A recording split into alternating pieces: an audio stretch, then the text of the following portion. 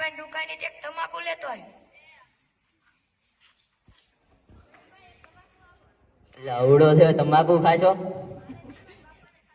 સારું હાલે.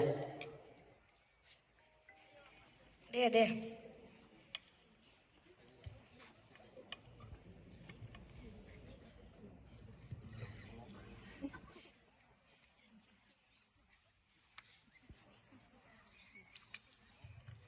દેભુરા હું વાડીએ જાઉં, તું સ્કૂલે જાજે હો.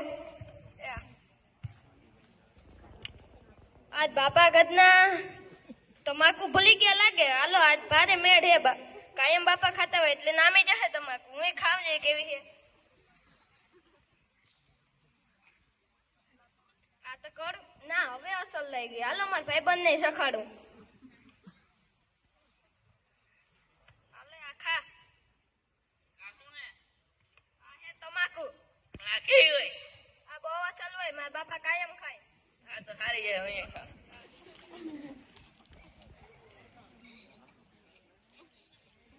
અસલ હે. હાલ તો હવે સ્કૂલે જાય. હાલ.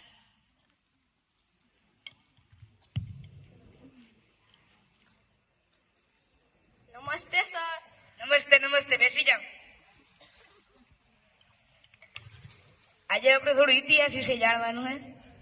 બુક કાઢવાની જરૂર નથી.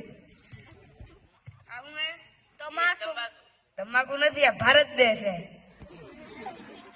આવું હે ચૂનો નથી. અંગ્રેજો હે અંગ્રેજો. આપણા ભારત દેશમાં અંગ્રેજો ઘૂસી આવ્યા.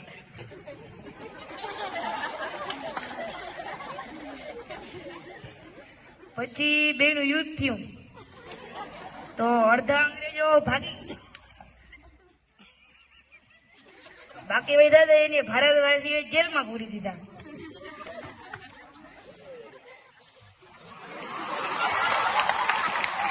તો આપણે ઇતિહાસની વાત પૂરી થઈ. હવે તમને એક જરૂરી વાત કહું. આપણે નશો ન કરવો જોઈએ. નશો કરવાથી કેન્સર થાય છે.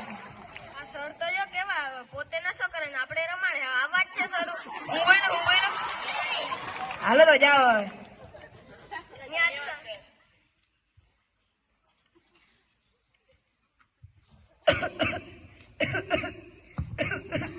જોતા ડોક્ટર સાહેબ મને ચાંદા પડ્યા અને છાતીમાં બળતરા થાય છે. ચેક કર દો.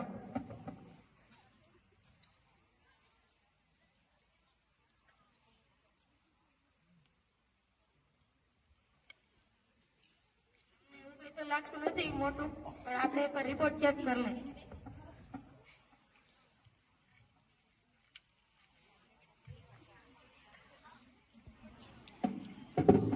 રિપોર્ટમાં તો એમ કહે છે કે તમને કેન્સરની અસર છે.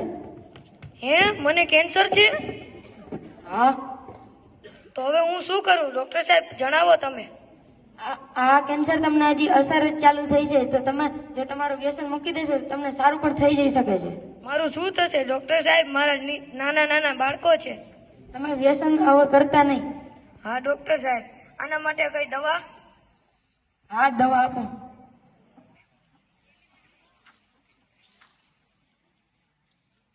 આ દવા સવાર સાંજ લેવાની છે.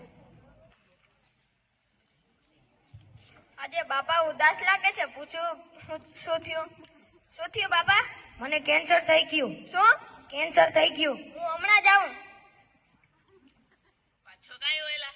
મારા બાપાને કેન્સર થઈ ગયું. પણ કેવી રીતે? ઈ દવા તમાકુ બીડી ને બહુ ચાલુ જ રાખતા. તો આપણે ખાધી હતી. તો હાલ આપણે ડોક્ટર ને દેખાડતા આવ્યા. આપણે થયું ને આગળથી નહીં ખાવું. હાલ ડોક્ટર. બોલવાનું છોકરા. મારા બાપા